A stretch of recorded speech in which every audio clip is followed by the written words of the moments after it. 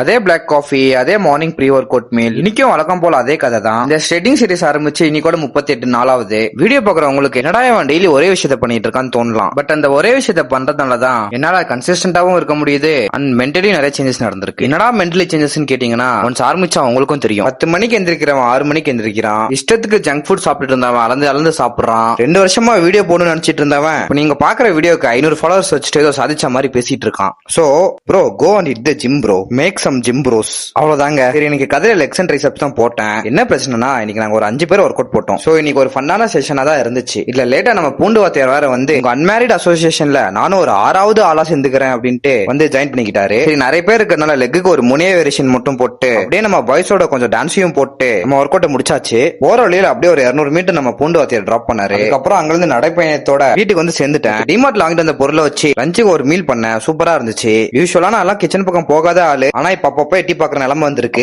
Evening ஃப்ரெண்ட்ஸோட ஒரு coffee போட்டு வந்து டின்னரை சாப்பிட்டேன். ரொம்ப சோம்பேறியா இருந்ததுனால கார்டியோ ரெஸ்ட் விட்டு தூங்கிட்டேன் கைஸ்.